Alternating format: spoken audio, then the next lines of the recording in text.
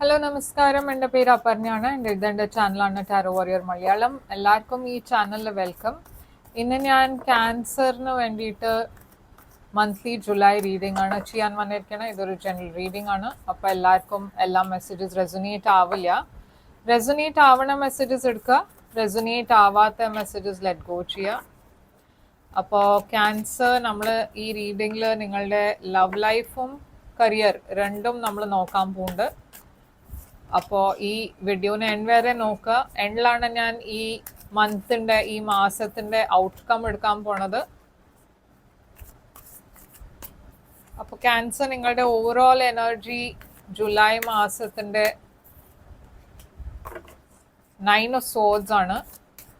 നിങ്ങളുടെ ഔട്ട്കം ഞാൻ ഇപ്പോൾ റിവീൽ ചെയ്യാൻ പോകുന്നില്ല, അതിങ്ങനെ വെക്കും.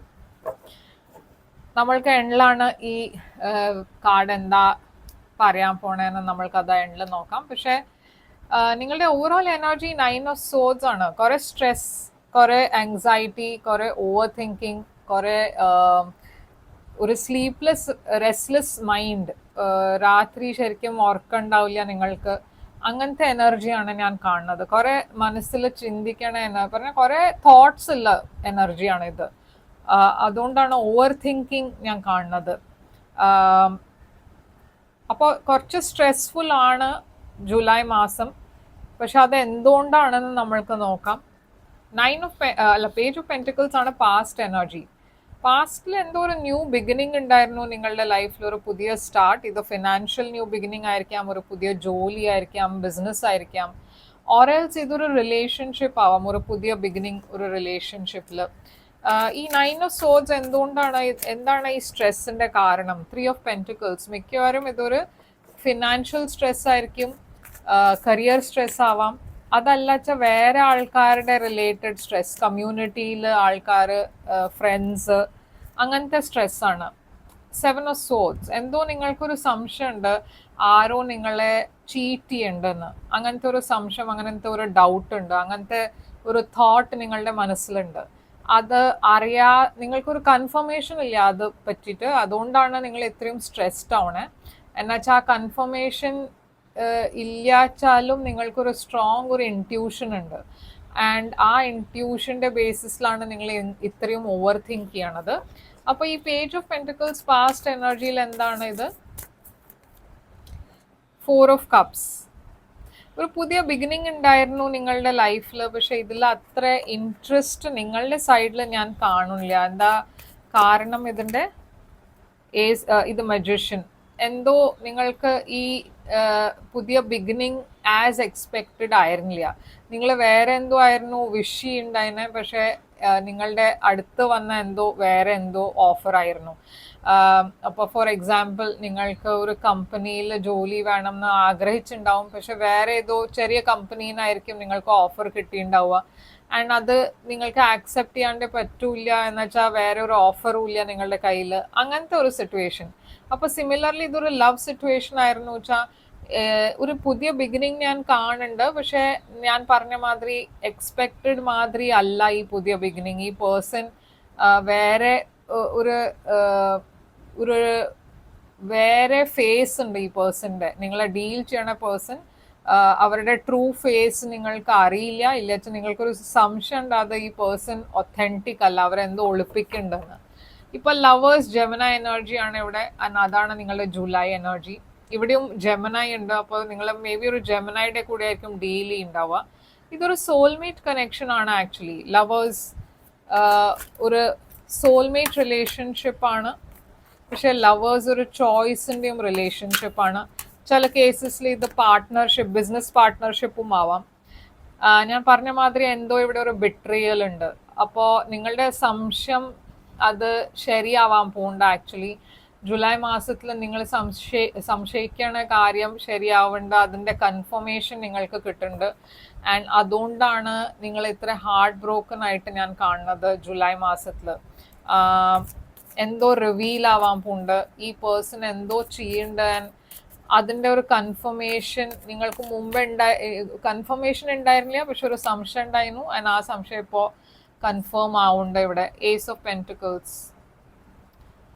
ഒരു പുതിയ ബിഗിനിങ്ങിന്റെ എനർജിയാണ് ഏസ് ഓഫ് പെന്റിക്കിൾസ്. നിങ്ങളൊരു പുതിയ ബിഗിനിങ്ങിന്റെ ഡയറക്ഷനിലാണ് പോണത്. ഫ്യൂച്ചറിൽ ഞാൻ കിങ് ഓഫ് വോൺസ് കാണുന്നുണ്ട്. ഇത് മേ ബി ഒരു പുതിയ പേഴ്സൺ ആയിരിക്കാം. ഈ കിങ് ഓഫ് വോൺസ് ആരാണ് ഫ്യൂച്ചറിൽ? 5 ഓഫ് സോർഡ്സ്. അപ്പോൾ അഗൈൻ ഞാൻ കാണുന്നത് കുറെ നെഗറ്റീവ് എനർജി ഉണ്ട്, കുറെ ഒരു ബാക്ക് ബൈറ്റിംഗ് എനർജി, ഒരു അൺഹെൽതി കോമ്പറ്റീഷൻ. 10 ഓഫ് സോർഡ്സ് ഇവിടെ കംപ്ലീറ്റ് ബിട്രയൽ ആണ് നിങ്ങൾ ഫീൽ ചെയ്യണത്. നിങ്ങൾ ഡീൽ ചെയ്യണ ഒരു പേഴ്സൺ ഈതർ അവർ ജെമിനി എനർജിയാണ് ഓറൽസ് ഒരു ഫയർ സൈൻ ആണ്. ഈ പേഴ്സൺ നിങ്ങളെ ഒരു ബിട്രിയൽ എനർജിയിലാണ് ഞാൻ കാണുന്നത്. ഇത് ഫിനാൻഷ്യലി ആയിരിക്കാം, ഇല്ലാച്ച റിലേഷൻഷിപ്പിലാവാം. നിങ്ങളുടെ ഏറ്റവും വലിയ ചാലഞ്ചാണ് ചാരിയറ്റ്. ഇത് നിങ്ങളുടെ തന്നെ എനർജിയാണ്.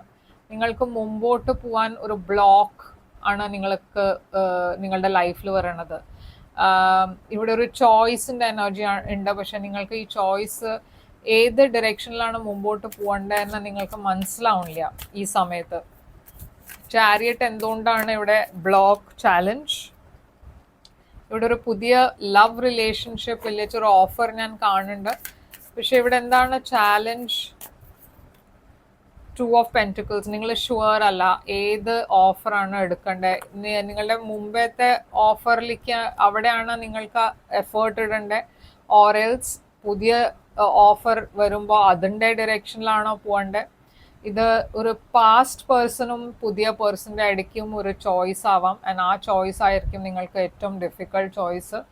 പേജ് ഓഫ് വോൺസ് ഇവിടെയാണ് അഡ്വൈസ്. അപ്പോൾ പേജ് ഓഫ് വോൺസ് അഗൈൻ ഒരു പുതിയ ബിഗിനിങ്ങിൻ്റെ എനർജിയാണ് യൂണിവേഴ്സ് നിങ്ങൾക്ക് അയക്കണത്. ഒരു പുതിയ person may be, and universe നിങ്ങൾക്ക് ആ ഡയറക്ഷനിലേക്ക് പോകാനാണ് അഡ്വൈസ് തരണത് ഇവിടെ. പേജ് ഓഫ് വോൺസ് എന്താണ്?